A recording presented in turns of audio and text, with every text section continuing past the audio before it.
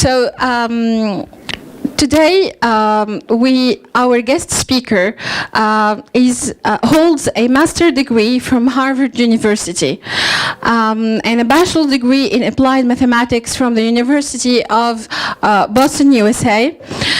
He is a reference in the USA and the MENA regions on issues dealing with leadership development, strategic planning, communications, and all transformational issues facing the 21st century organization.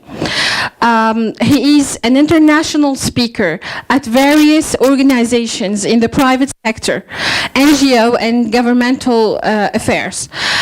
He sits on the board of many companies worldwide and serves as a special advisor to political and civic leaders. Here to discuss how challenging it is to prepare for a future in a world full of volatility, uncertainty, complexity, and ambiguity. Please welcome Mr. Lotfi Saibi.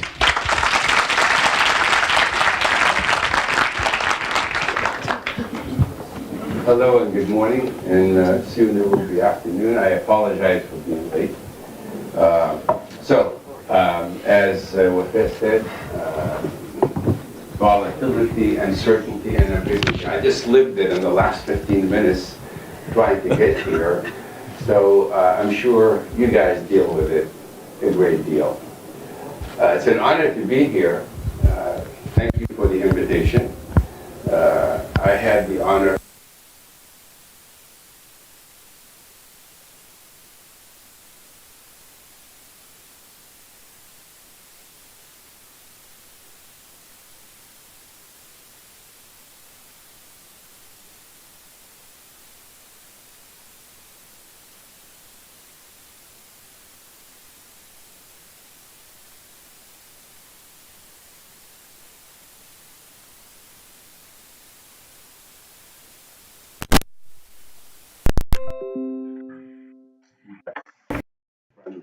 people who actually studied with you, like Saibi and Marie, who was a classmate of mine in the U.S.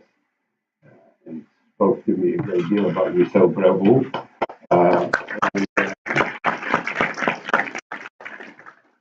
Too bad there weren't people like you when I went to school here.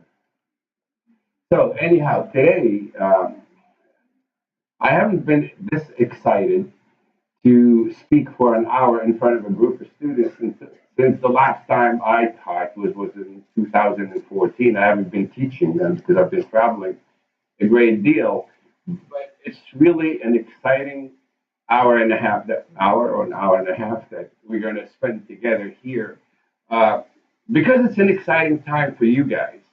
And it's an exciting time, but I'm not sure if this thing is working or not, but it's also a scary time.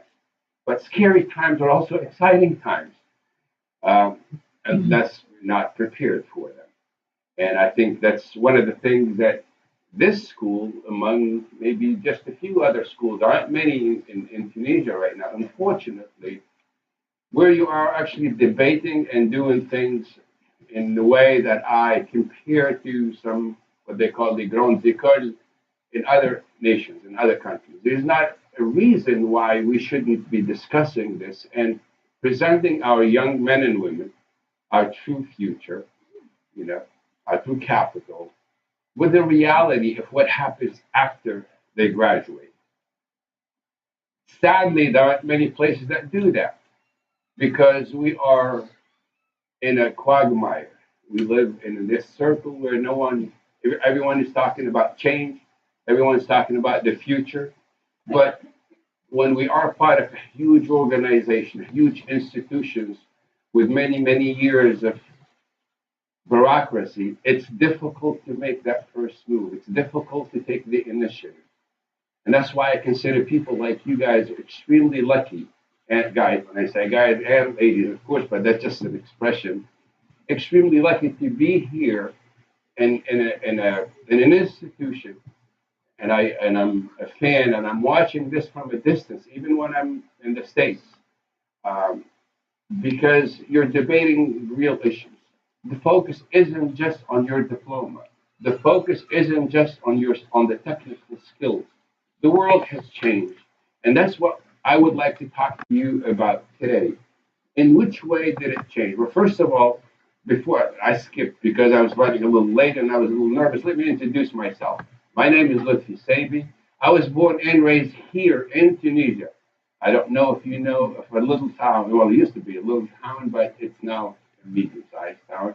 Everyone knows Jelma, relates to Bouzid. That's where I grew up.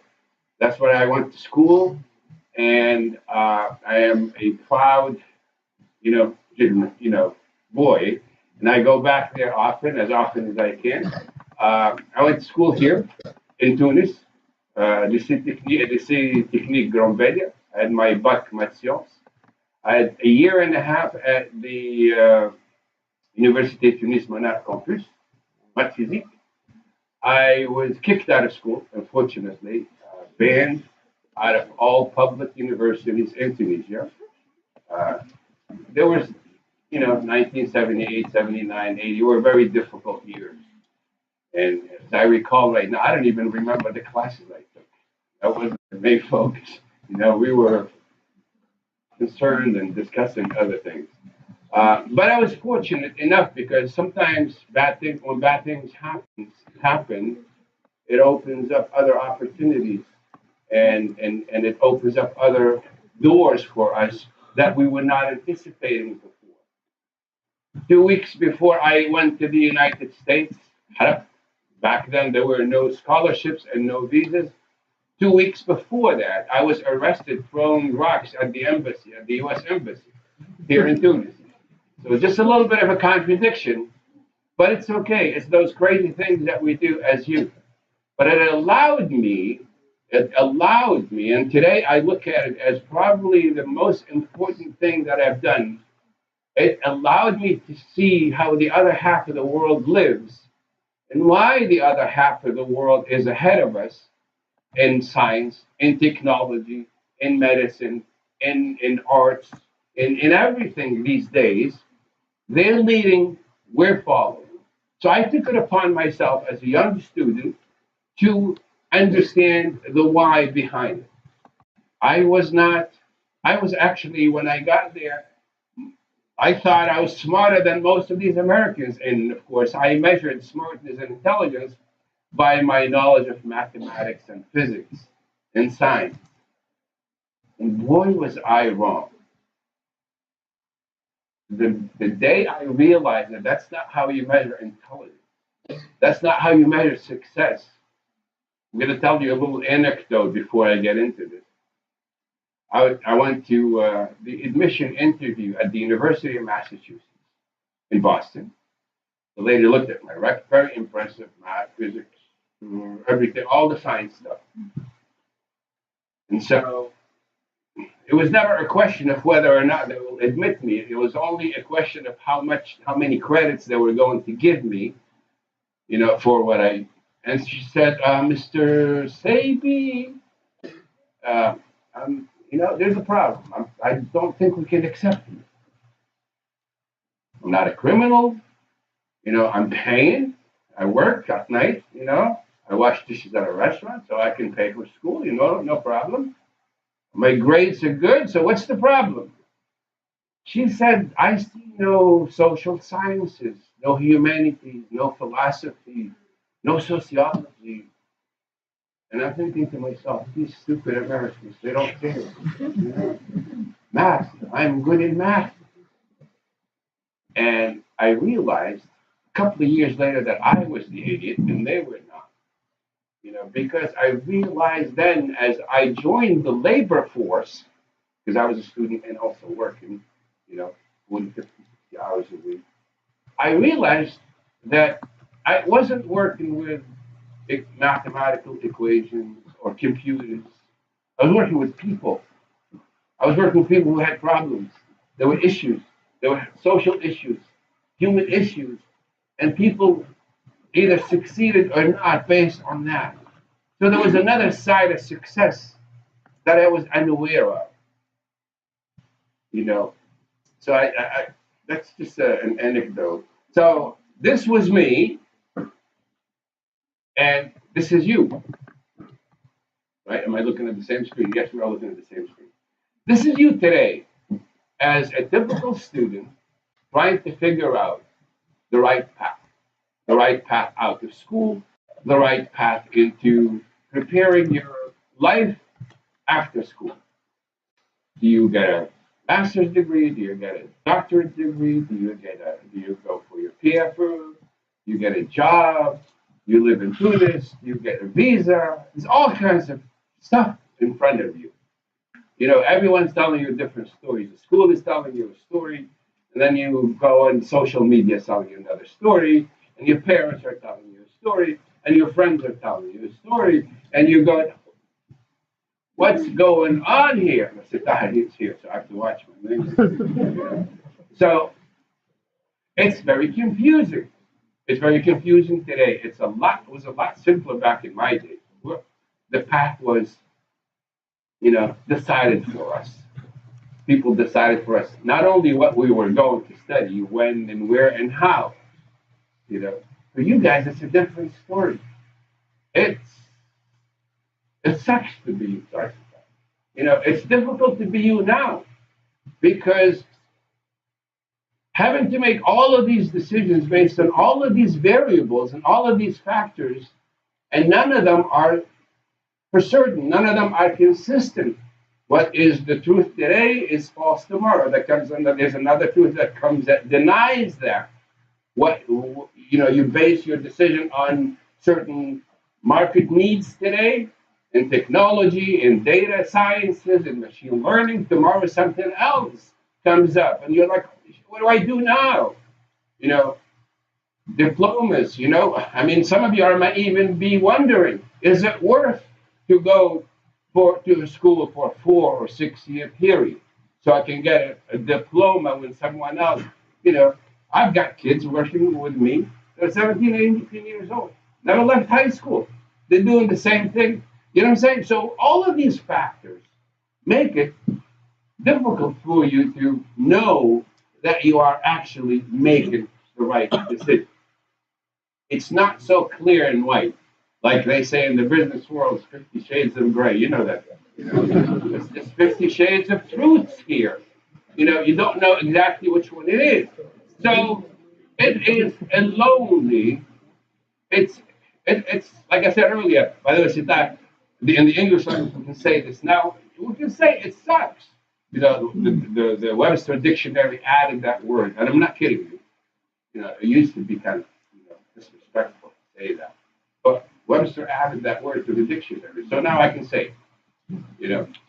Because now you have to make. You're wondering here. You got money questions. You got salary questions. You got job questions. You got should I stay or should I go? If I stay, you guys know that song? If I stay, it will be trouble. And if I go, it will be double. It's exactly it. So these are the dilemmas that you have to deal with. Parents, do I go back after education? Do I go back to wherever you come from? Do I get a summer job? Do I leave? Do I get a visa? Oh, visa. Do I go to Germany? Do I go to France? Do I continue studying the same thing? So this is why I said it's a lonely feeling. Sometimes you go home and you're sitting on the edge of your bed and you're wondering, is it worth it? Is all of this worth it? Well, yes and no.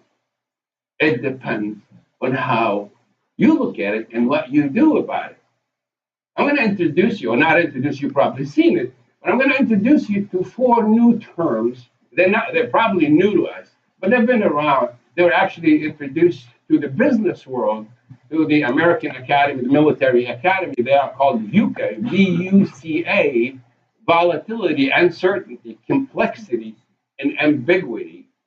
Those are words that are now becoming more and more part of our vernacular, part of our business vocabulary.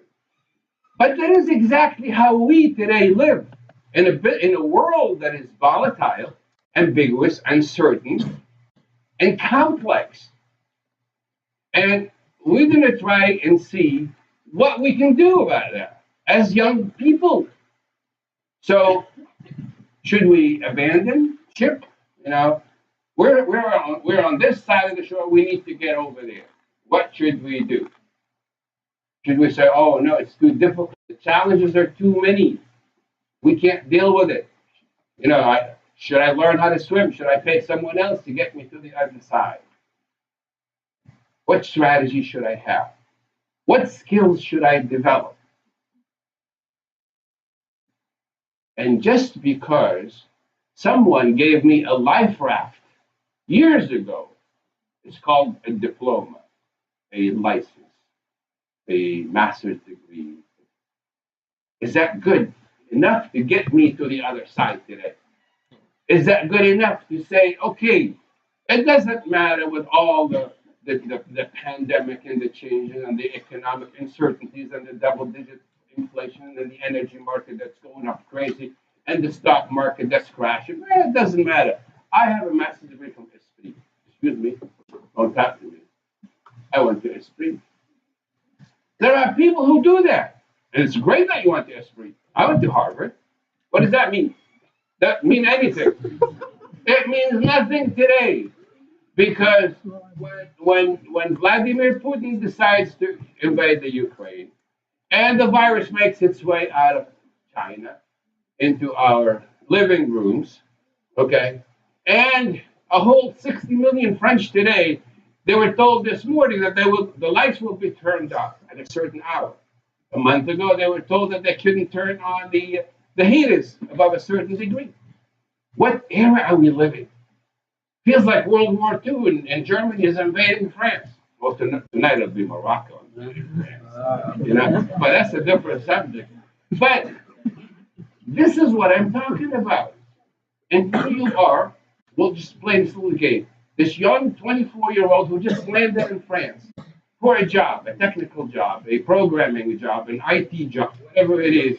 And you are in a country that's just swimming up to here in SHIT. What do? What skills do you need? Well, you got a diploma from Esprit. You know how to code. Well, so do a billion and a half Indians. They all know how to code. That want half of what you want for salary, by the way. And they're happy just working 80 hours a week. That's who you're competing with. Or people who say, okay, I don't need an iPhone for whatever it is. What is it? The 14 or something like that? And I don't need all of the things that we're asking for. We can do the same quality job twice as fast, half as cheap. What do you do then? That's the reality of what we have today. So, we need to accept that it really is just because you got a diploma. We can celebrate that, but just for 5 minutes. Okay? I remember when I was in Japan, I got my back. I'm Zerda. I was the first one in the whole area to got that. Zerda, so, now you get a doctor's. It's like somebody's going to come and mourn you. Say, I'm so sorry. You have a doctor's degree, but now you're out of the doctor's job. We have 30. Somebody told me the other day a figure about 3,500 or 3,700 unemployed doctors in this country. So this is the new reality. The acronym VUCA should be something that you repeat to bed every day. But let's talk about what it means for us, really. Volatility, like that boat we saw, not steady. Markets are not steady. Employments, one day they're up, next day they're down. Demand, supply and demand. You've all studied microeconomics. Inflation, nothing is steady. Everything is volatile. It's like that sea that never settles. And so, I'll go with the uncertainty. Nothing is guaranteed. Just as I was just done telling you, just because you have a diploma. Now that diploma from Esprit or is gonna probably rearrange where you stand in line. Esprit, par rapport. Okay? That diploma, it's like an invitation to a party. Okay, just okay. So good. You have a master. You have an engineer. You have a whatever it is you studied. That's an invitation to a party. What happens at the end of the party is up to you. You know, whether you're asked to stay for the after party or told to go home, that's entirely up to you. Those are the skills you bring in with you. But that is what you develop on your own, because schools are no longer enough. You know, just like when you're young, you know, you do something wrong, you always blame it on your parents. Oh, my mother never told me that. My dad, but then dash them when you're 18 years old, say that. You know, so that expires. You know, blaming your parents expires once you leave high school. Just like having a diploma today has an expiration date. Just because you have a diploma doesn't mean that someone is going to welcome you on a red carpet. Like I said, it's an invitation to talk to you. We'll talk to you, but show us what you have beyond that diploma. You know, so ambiguity, complexity, nothing is simple.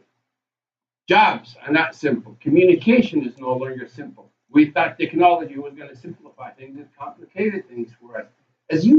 I don't want to spend a lot of time. As you can see, nothing is clear. Nothing is coherent. We're like, we're going crazy. In family, with our friends, in markets, in jobs, at the macroeconomic level, even at the microeconomic. Do you take the time to? Quick question here. Maybe you can just answer raising your hand. Do you take time to understand social political context and what they mean to you?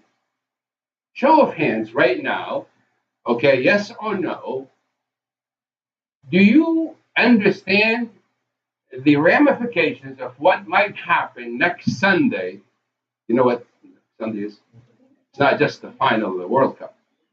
There's another event. Okay? Do you know what might happen and how that might affect you at the macro level in terms of a young person looking to either start a new business, look for a job, get married, whatever it is, your next new venture? Do you take time to think about that? The context, understanding context. Yeah? One in the whole room. Okay? Your curiosity level.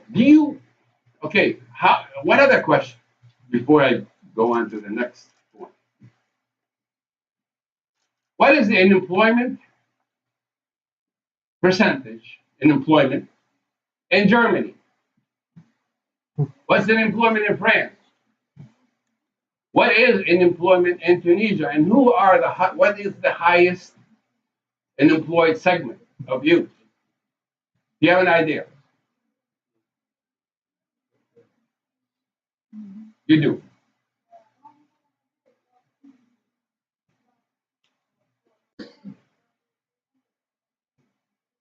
It's a rhetorical question. I mean, I'm not interested in you knowing the exact number.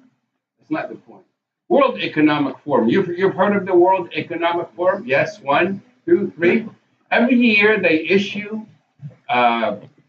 based on studies, you know, Gartner or Forrester. These are all, you know, big, like, bureau d'études, international, very reliable, very well known, about like the next big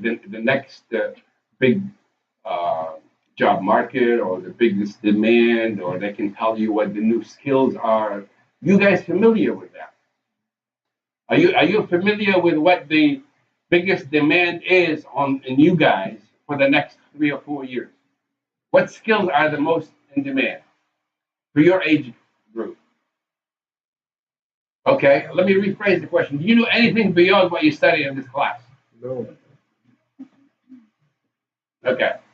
So you're typical Tunisian students, because I give these conferences everywhere, and the curiosity level, and I'm not blaming you for any of this, by the way. It's not your fault. In that you have a narrow focus, okay? At some point, like I said earlier about the high school kids who can't blame their parents anymore, you cannot blame the educational system anymore. You're old enough, you're wise enough, you're well aware enough that if you want to know something today, it's right here. It's right here. When I was your age and I had to go to the library in Boston, I'd take 3 trains and 2 buses to go to the Widener Library, which is the biggest and most famous library at Harvard University. I have to sign up a week in advance. Today, you have that library here. Any of you, the biggest library in the world. Do you know what it is? What it is? It's the Library of Congress. It's the U.S. library. It is the biggest library in the world. You, as a student, have free access to it. So, what am I trying to say? I'm trying to say is that your lack of curiosity, your lack of wanting to focus only on what needs to be done that day is not enough to get you to the other side of the shore and compete with that Japanese or Korean kid or the Indian kid who's willing to do your job for half the price. You need to know a hell of a lot more. You remind me of myself when that lady said to me, "Oh, we can't accept you being, oh, by the way, because we have a reputation," she said, University of Massachusetts. We don't just accept math whizzes. What good is it if you are a math whiz, a physics, an information technology whiz? If you can't communicate, if you can't network, if you can't feel, if you can't look in someone's eyes and see their needs, if you can't collaborate, if you can't share, what good is that? Are you going to spend your whole life facing a wall, working on a computer? No. The world is changing in ways you should know. You should be telling me these things, not the other way around.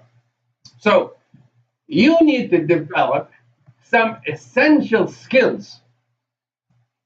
They are skills of leadership. And before we get to talk about leading teams and organizations, let's talk about leading your own damn life. Because right now you're not doing that. I'm sorry to be harsh. Right now, you are on remote control. You are reacting.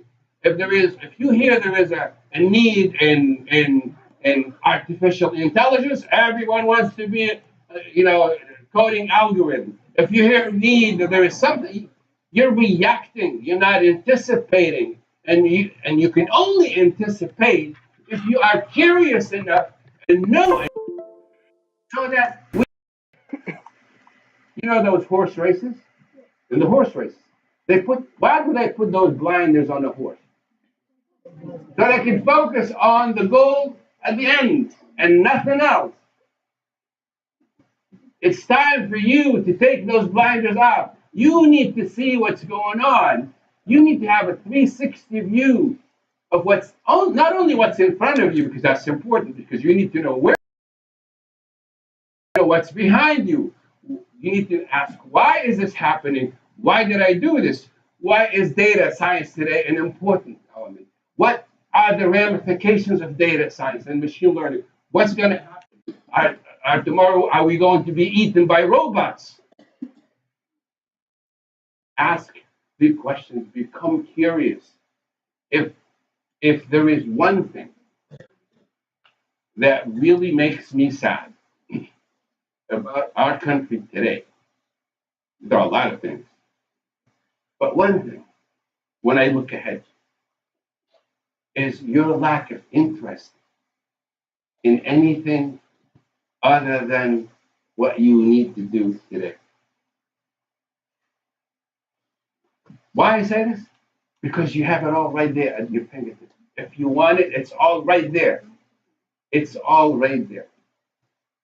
I was doing a conference sponsored by one of the German ministries, and a German official said to me, Lotfi, it's not so difficult doing well in this country. And I said, I'm sorry, I don't know. And I'm not going to tell you who it is. I just said an official. I almost said his title. He said to me, Tunisians don't know how to work. So for you being trained in America, After 30 years, it's easy for us. It's true. It's very easy for me. I'm working with one eye and half a brain and one hand behind my back, and I'm kicking everyone's ass because it's all in the method you work. It's all in your approach. It's all in knowing what's behind the curtain. It's all in being curious. I'm 60 years old and I'm studying harder than you are. And I don't have to study for a diploma. I guarantee you right now, I am studying harder than you are in items you haven't even figured out yet. And my son is 10, 15 years older than you. My son's 35 years old. He and I compete on these things. If you want to be relevant tomorrow and not just get a job, you need to change how you approach everything, including your future. And I'm here to try to help you. The job is going to be done by you. I am only trying, 2 weeks ago or a month ago, I was invited here by Khalil and what is your organization? I said, no, Inactus. And it's like, oh, success story. I don't want to talk about success stories. It's bullshit. Sorry. It's BS. Okay? There is success for me 30 years ago shouldn't mean anything to you because the world was different, the needs were different, the mindset was different, the competition was different, the circumstances were different. So I could probably just inspire you for 5 minutes. You want to get inspired, go to YouTube, watch a movie. Sylvester Stallone can still inspire you and motivate you. Arnold Schwarzenegger can still inspire you and motivate you. You don't need to be motivated if that motivation is not inside of you. If it doesn't make you wake up at 3 and 4 in the morning and do things that others are not doing. So this is how we develop the essential leadership skills that we need today. Unfortunately, there aren't many schools. So don't expect many schools to be teaching this. I'm not sure if you do it here or not. But classroom teaching isn't enough. Like I said, you're not 12 years old where the teacher's going to give you homework and now you're going to study and then have your mom or dad look it over so that you can get a good grade. Those things are over. Okay? This is for you. This is for you because you will benefit from this. Essential leadership skills. Are you able today to prioritize your 4 or 5 fields of expertise? If, in other words, plan A, plan B, plan C, plan D. Here's what I want to do. If somehow there is a war or a pandemic and that doesn't work out, I need to focus on this. If somehow this doesn't work, maybe I need to focus on, do you have 2 or 3 things that you love and you work every day, every awakened moment? When I say you work, I don't mean you're sitting laboring towards those goals. You have a vision. When you close your eyes, do you see you in 5 years? Do you see you in 10 years? Is there a dream? Can you put that dream in certain actions? You have an idea of what it is that you want. You must. I see a lot of heads like this, and I'm glad to see that. You must do that. Describe this future to me. If you were able to. If I ask you, would you be able to describe it? Taking into consideration how fast the world has been changing. Don't forget, it's one thing about what you want, but don't forget the context that we live in today. Have you seen that technological curve that starts in the 19th century? Or even beyond that, it goes, it's like somebody just got electrocuted and they go like that. Over the last 20, 25 years, it goes 4 industrial revolutions, and the last 20, 30 years, the thing is exponential. It's like it's horizontal. Take that into consideration because it's not coming down. Is it okay? So it's not enough what you want. Do the what ifs. If this, then that. You've all studied, programming and if this, then that. And there are a lot of ifs right now. We're in this period right now. They're not going away. Provoke changes in your life. You need to provoke change right now. Right now, you like stability. And it's a huge dilemma for many of you. The ones that are aware have this dilemma. We're human beings. We like stability. But at the same time, we're probably, and if we're aware, that is, asking ourselves, are we change ready? Are we ready tomorrow if something happens? Okay, a pandemic happened 2 years ago. You were probably 17, 18, 19 years old. Many of you were probably just entering university. Your parents did everything. They, honey, put your mask, did you do this? But fast forward 5 years from now, you're running your own small startup company. You're out of under your mother and father's house. You're somewhere, you're living alone, you're in a different country. You're working for an IT company, for an engineering company, for a bureau d'études. 3-4 years from now, some other change. It may not be a virus. It may not be an energy crisis. It may not be the stock market crashing. Do you have what it takes? Do you know the things that you need to develop today so that you are remember this word, we're going to talk about it, so that you have this resilience in 3 or 4 or 5 years from now, so that you can not only survive, but come out smelling like a rose at the end. You need to start thinking about this stuff. You need to, it's like I said earlier, it really sucks to be you because you know what? You're probably the first, maybe the second generation that at your age you're having to think about adult stuff. Normally, it's partying at night and going out and tea and coffee, that sort of stuff. But okay, it's great to have fun, but you need to start thinking about stuff that other generations before you didn't have to think about until maybe they were 25, 30, 35, and they started to settle down. So to overcome challenges today, what are the muscles that we need? Because to have an understanding of what's happening around us and overcoming those challenges, as we just said, they're everywhere, all day. What muscles do I need to develop? Intellectual muscles, reflective muscles, analytical muscles. You know what? The biggest need, and this is a study that was done by McKinsey. You all know who McKinsey is. McKinsey and Company is one of the big in Africa, but they didn't do it by country because there weren't enough numbers. The inability of our young men and women to critically think. Critical thinking. You've heard it, right? Everyone's talking about it. You really know what it is? Even your teachers probably talk about it and may not even give you, because they didn't study it. They didn't study it. It's actually sort of an Anglo-Saxon concept, And I talked last week in front of a bunch of parents, new parents. They almost threw me out of the room. So they were upset because I said, and I'm going to say this to you because you'll be parents soon. Well, not too soon, I hope. Teach your kids to disagree with you. Teach your kids to ask questions. Don't be upset.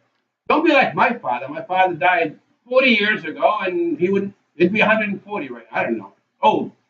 But I grew up thinking,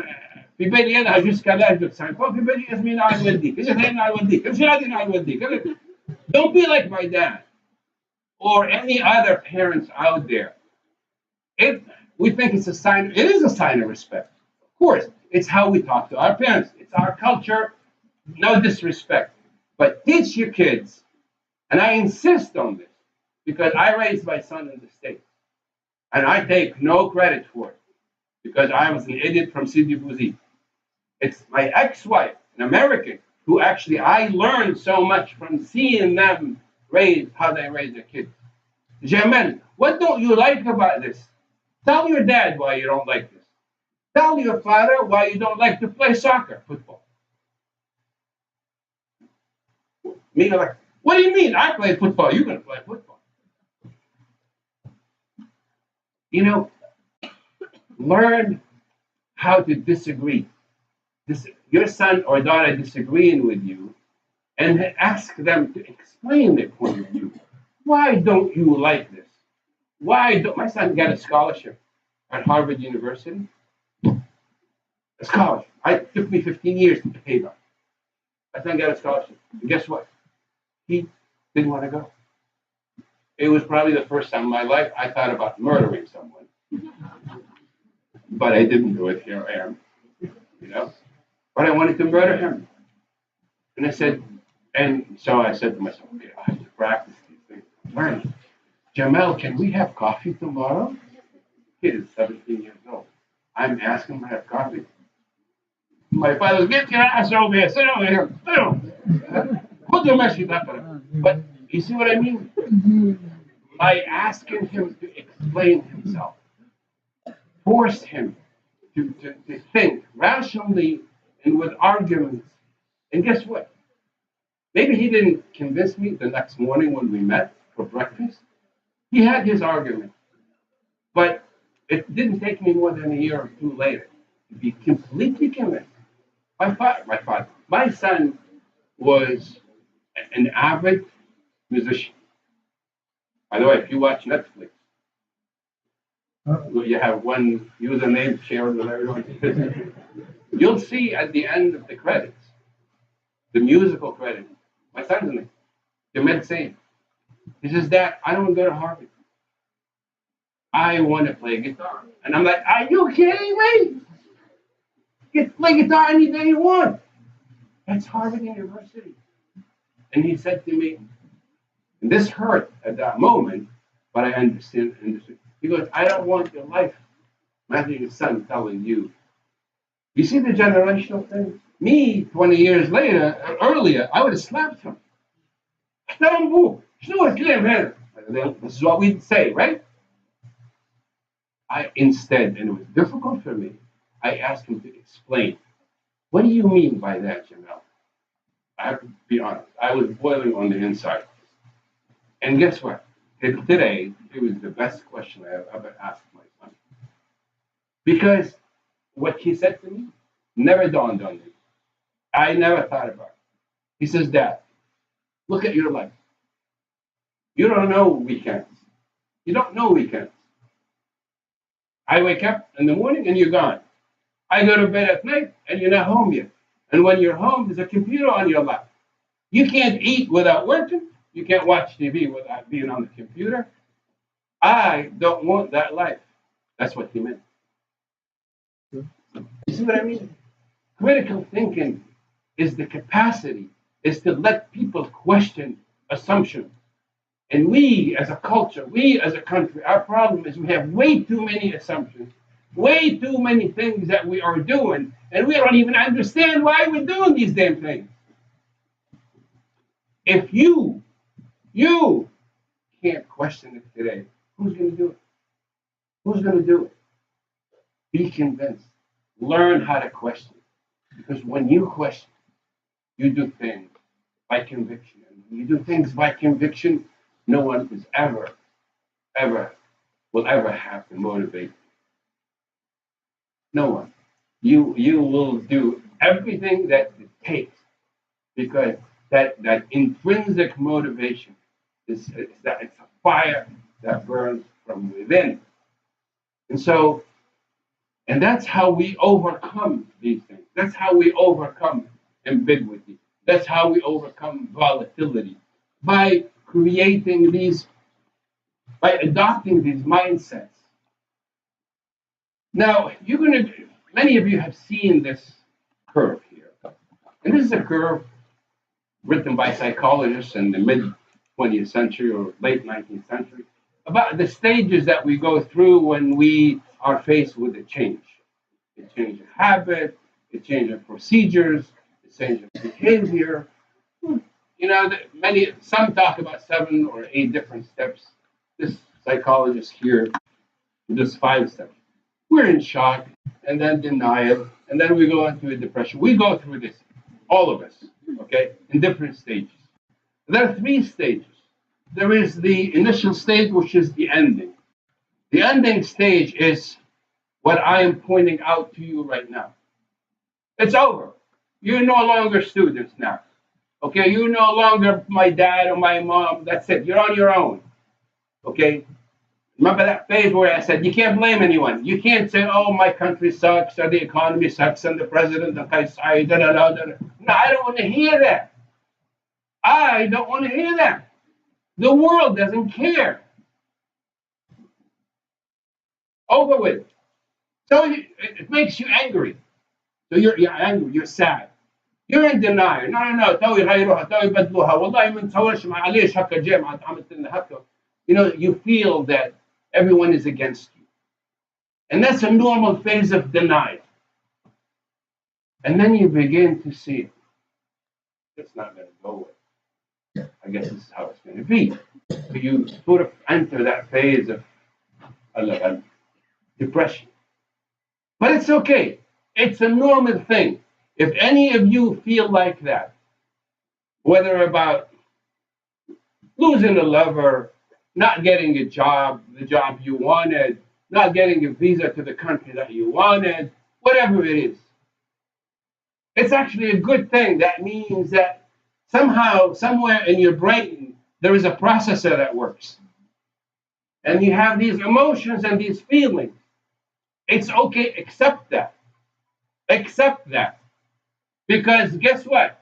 The next phase of that change, when you're going to enter that new beginning, the third stage, where it's now positive. Maybe that's not too bad after all. I'm going to try this. This is going to work. And you've accepted that failure, that little short, shot of, failure, and then you get up again, and things are just looking up, and you're gaining more confidence, and you're gaining more trust in yourself and in your ability. This is what I want to see from Tunisian youth today. Nothing will make me happier as a father, as a Tunisian who has come. I've got nothing else to do while I'm in Tunisia. I come here for 10 days, 2 weeks, a month to do this sort of thing. Because I'm convinced you're the only thing that is going to make this country succeed. But not the way you are. It's not enough. You might do it, but it'll take 2 or 3 generations. What I'm asking you to do takes no additional effort, but it will take a lot less time. We can't afford anymore, with your education, your smarts, to take 2 or 3 generations. Korea took 10 years. Someone the other day was talking about Korea and Japan and the World Cup and Croatia. Croatia, you guys know that in 1994 didn't even exist. And how it is every World Cup we end up going مردود محترم وفيش كل في العربية وخرجنا بشرف ولا شنو. This is what losers say to convince themselves. Meanwhile, you've got countries that have been just a generation ago or two completely demolished. Yet, when you analyze why they're successful and why you're not, you realize it's not a question of smarts. It's how you apply that intelligence. It's how you apply it. When was the last time you saw, before this World Cup, Tunisian fans cleaning stadiums? Until last month, because the Japanese were doing it. Okay, talk to me if we do it for us. Okay? You see, that's the difference between doing something with conviction because you understand the ROI, the return on it, and doing it for show. You see what I mean? And when we're not doing something by conviction because we don't believe, my watch stopped, so I have no idea how fast I'm going or whether or not I'm going to keep you here. So I'm going to try. So look, up to this point, I painted to you not a very rosy picture. I painted to you a world of difficulties, challenges. I'm done. Now we're going to move into, because that's the reality. I'm not here to tell you everything is great. Everything is okay. What it will be tomorrow is going to depend on you. Are you ready?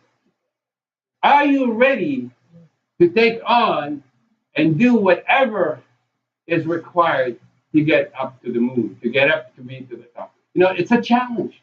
Take on that challenge. Look at the history of all of great nations or great accomplishments, individual or group or nation. They were all challenges. They were all visions where people challenged each other.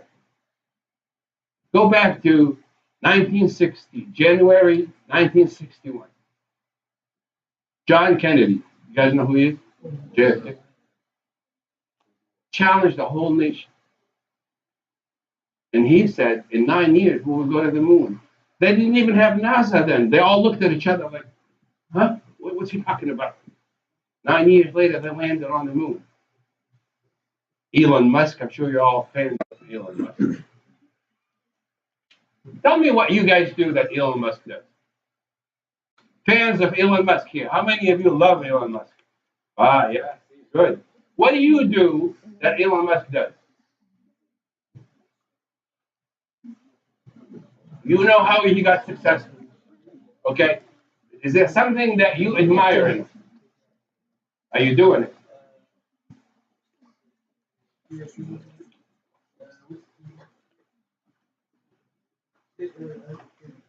It's a risk taker. It's an example of someone who doesn't believe a lot in regulations and formalities, believes in himself and his abilities, and yes, you need to take risks, but risk is a result of a mindset, a particular mindset that you need to have. You can't just say to someone, hey, you need to take risks. And it's like, huh? What? What do you mean? Take risks. Walk across the street, drive fast. What the hell does that mean? But it's a mindset. It's a mindset in seeing the future, in seeing how the future could be and your role in that future. Your role, whether we're talking about, for him, whether we're talking about SpaceX, whether we're talking about Tesla, whether we talk. So, just so that I can keep going in a linear fashion, we've talked about how it is today, the environment that we are graduating into this environment. Whether we want jobs, developers, administrators, business owners, or whether we want to be like you and the future Tunisian Elon Musk. Okay, so understanding first of all is that the world is changing really, really fast. That's number one. Two, understanding our role in it and asking ourselves if I stay with this mindset that got me to where I am today. Today I'm 23, 24 years old. That's it. Okay, I'll stop to rush it a little bit. Okay, so create an environment for change. When there is a problem, we have a default mindset. It's called, we go to our intuition, we go to our instinct, and we do what we've done before, and we're safe. Some people call it the comfort zone, some people call it the status quo, whatever it is. I want us today to break away from that. I want us to develop what is called an adaptive way mindset that doesn't look to see what did I do before. It asks what should I do now that I didn't do before. That is the risk taking that you're talking about. That is going to touch certain uncomfortable feelings or senses or people, create pain. Some great, I don't know who it was, but someone said great things don't happen in your comfort zone. So having this adaptive mindset, this flexibility, this agility to adapt to the environment, to prepare yourself, that is the mindset that we are looking for today. Whether you're looking for a job, don't do the exact same thing every day. You go to Google companies and send out emails that mean absolutely nothing, that don't get open. That's the default. Okay, you hear somebody's hiring, you go knock on the door. That's a default. That's what everyone does. That's what, and you're not going to be. That's what the 99.9 do. Ask yourself, how can I be different? How can I say something that is going to have an impact? What can I do that is different than others? That is getting away from the default and into an adaptive mindset. Structure of organizations that we will ultimately join is no longer what you see on your left. We're getting away from the hierarchical top-down systems, okay? Because they're costly, they're slow, and they're inefficient.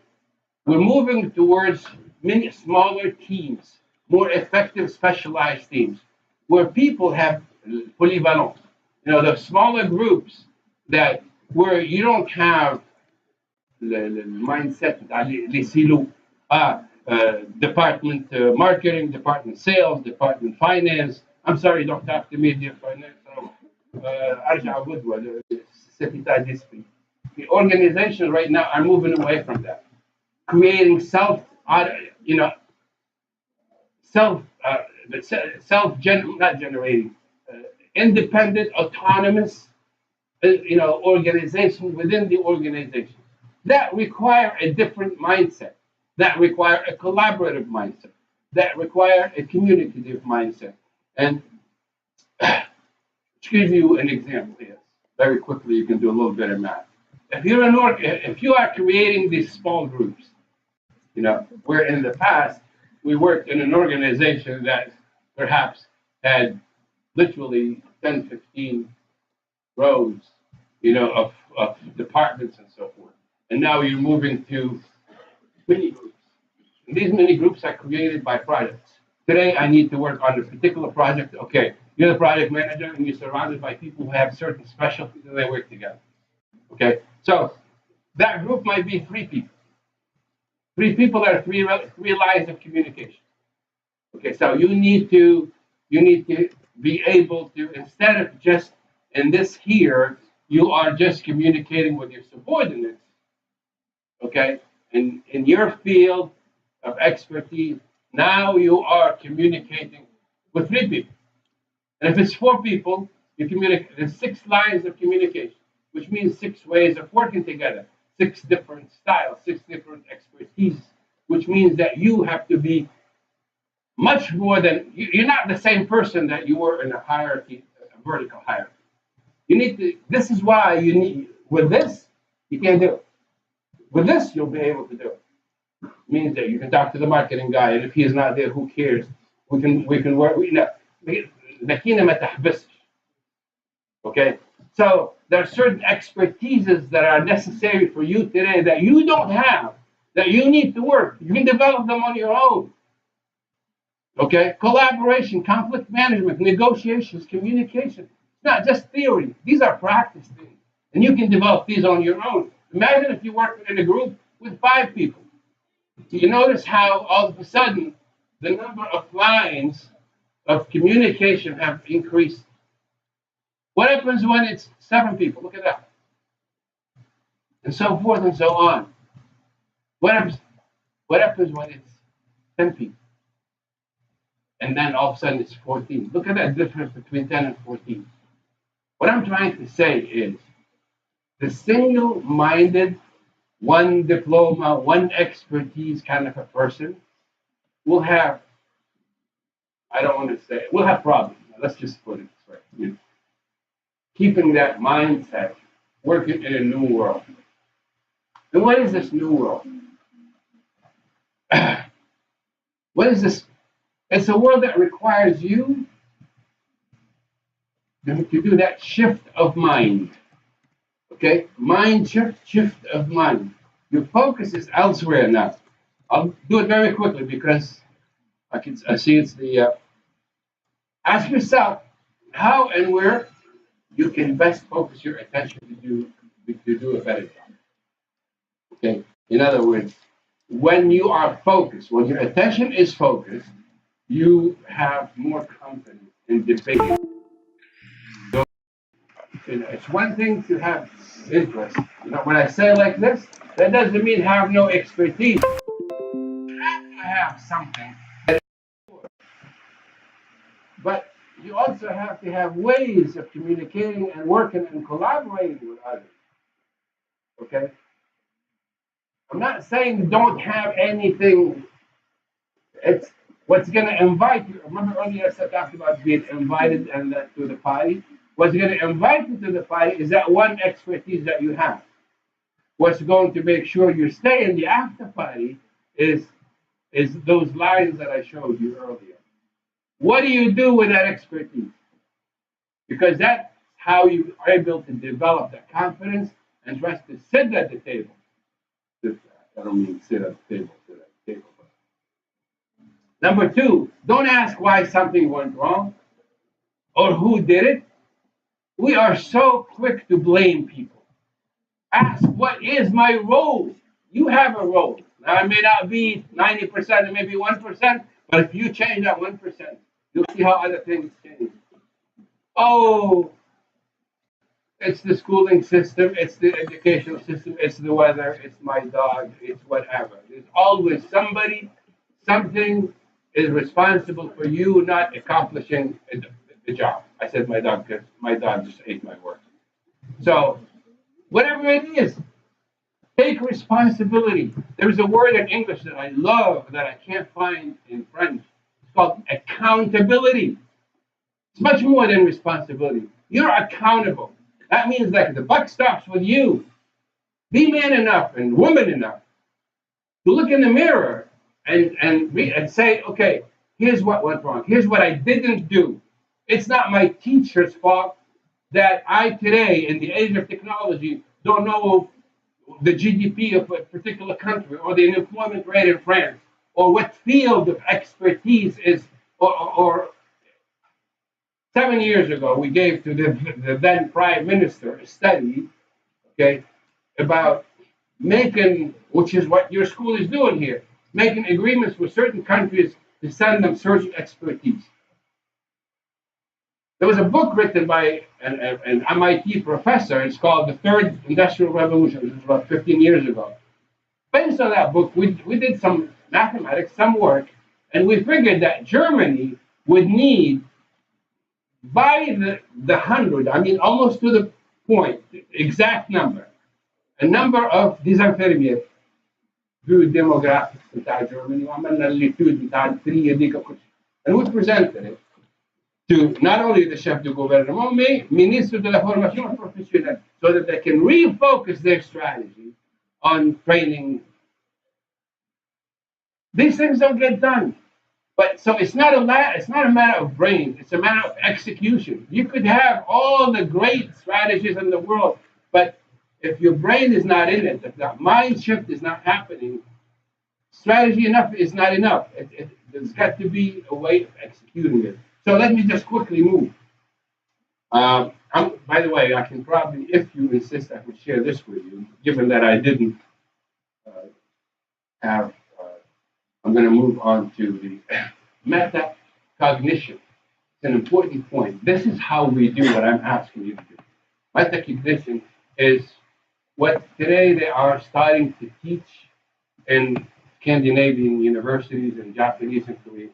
It's teaching a student who's graduating to use a certain reflection, a certain way of analyzing his or her steps, so that they can make sure that they are on the right. It's the equivalent. It's the modern educational equivalent of la rue de Deming. قريتوها la rue de Deming. La rue de Deming شكون الانجنيور هذاك اللي عمل PDCA plan do check, you know. Are you guys business students? Yes. Well, if you're business students, you don't know that. That's scary. Okay. PDCA plan do.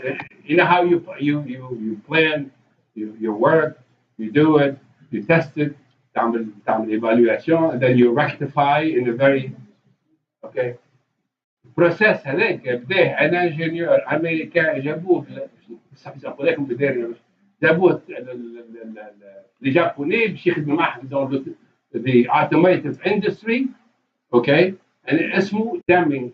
Donc سميها لا رو دو ديمينغ. اللي برشا توا ما يعرفوش ديمينغ، كل ما يصير يعرفوا PDCA اللي هي plan, do, check, act. الجابونيين عندهم نوترينو. It's a process, it's a systems, un système d'amélioration, un process d'amélioration. Then metacognition is the same thing. It's the way of reflecting on a decision. It's the way of analyzing data. It could be of yourself, it could be of your classes, it could be of the job market. There's data today that you're not analyzing. That if you knew how to capture that data, which is available, I know it is, and it's free, and studying it and reflecting on it, the entity proof, you can set your goals, you can analyze the data, you can formulate a strategy of maybe, okay, based on these facts, I'm going to focus on this field of study. Well, I'm going to focus on these companies, or in this industry, or on this country. See, everything is calculated. Everything is scientific. Everything, you got the intuition out of it. And this is the adaptive model of leadership, self-leadership that I was talking about earlier. Rien n'est laissé au hasard. That which is where most of you are today. You're waiting for a company to call. You sent DCV and you're waiting. You're waiting. Somehow we're always waiting for something. But when you start taking the reins and doing this, there's less waiting, and now you're more in charge. You're the manager of this process. And it's really, really simple. Because a lot of this stuff today, you could become really good at it. Because there are videos, there are training tools, there are things that you could learn and even practice. Little things that you could do and practice. You'll become really good at this. And guess what? Who would not want someone to hire someone who's already done this? Okay, in a company. You would be the top recruit if you sit there across from a potential boss and you talk to them about this process, metacognition, for instance. Most don't even know what it is. And you don't need to know what the name is, just the process, just the system. This is the difference. Not this, but this mindset is the difference between having a successful life where you are in charge or a life where someone else is in charge. I'm going to close up by giving you a quote from a professor at Harvard University who has since died, who said something to me that I'll never forget. I'm going to try to say it to you. It changed my life. He said, there are three types of people in this world. There are those who make things happen. There are those who watch things happen. And there are those who wake up one day and ask, what happened? So, if you can decide, which one of those people. It's all up to you. You can make things happen. You can watch things happen. Or you can just ask what happened. You have the tools. You have the opportunity. You have the environment. You have the resources. And what you don't have, you create on your own. You have access to all of this stuff. I wish you the best.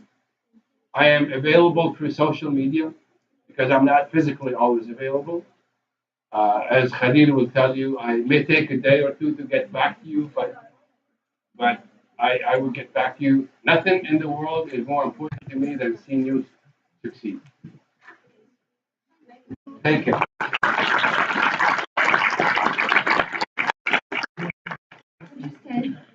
Thank you, Mr. Lotfi, for this presentation, and I hope from the bottom of my heart that it touches you, it will change you somehow. I'm talking too much to my students about this seminar, and I'm sure that. I hope I didn't disappoint you. No, I'm sure you didn't. So please, if you have any questions, please raise your hands, and we'll be more than glad to have your questions. Yeah? Speechless? Everything is clear? So Please, I would give the mic to our director, Mr. Fahad Balakhdar. He wanted to say something. So please be there to listen to him.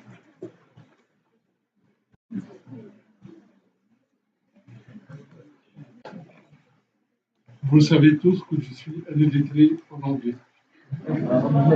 J'ai suivi l'exposé parce que je me sentais dans ces gestes.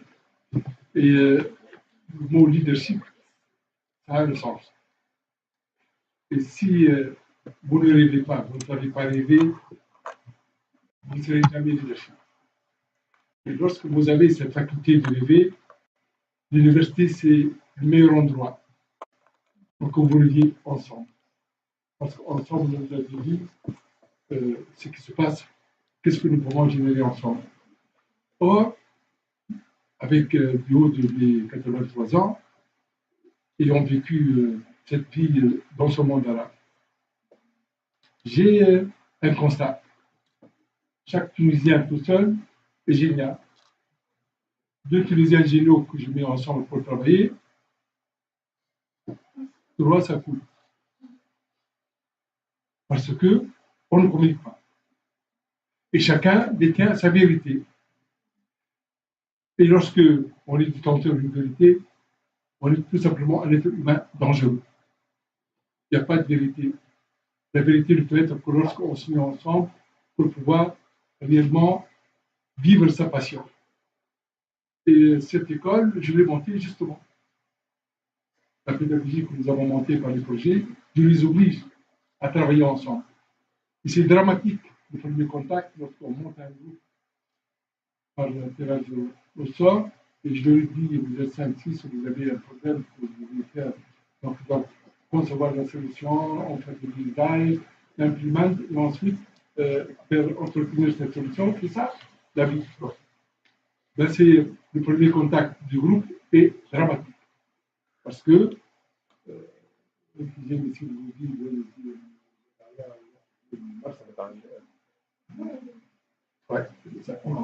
on n'arrive pas à apprécier la qualité de l'autre personne qui a une autre physionomie. Nous ne savons pas faire ça. Vous ne savez pas faire ça. Et je ne sais pas qu'est-ce que je dois faire pour pouvoir vous amener à vous apprécier, pour que vous travaillez ensemble, et que pendant les 5 années que vous êtes ici, ou 3 années, vous créez quelque chose pour votre environnement, sans faire des calculs marquantifs, qu'est-ce que je vais gagner dessus après, parce que ça vient de la vie, mais qu'est-ce que je peux faire en étant ensemble pour que cette cité dans laquelle nous trouvons soit propre. Voilà un projet. Et si tous on se met à aller, vous allez voir que dans une semaine, 2 semaines, on se donne les moyens, on rentrera dans un endroit qui est propre. Et ça, nous ne savons pas faire. Et moi, j'ai la chance de partir bientôt. C'est vous qui serez dans la mer. Si vous n'êtes pas capable de pouvoir vivre ensemble. Voici le commentaire que je fais après cette conférence. Et je te remercie beaucoup d'avoir d'ouvrir les yeux de ces jeunes. J'espère que vous allez être un petit peu fou dans votre tête pour qu'on puisse réaliser des choses inimaginables en étant ensemble, en étant ensemble.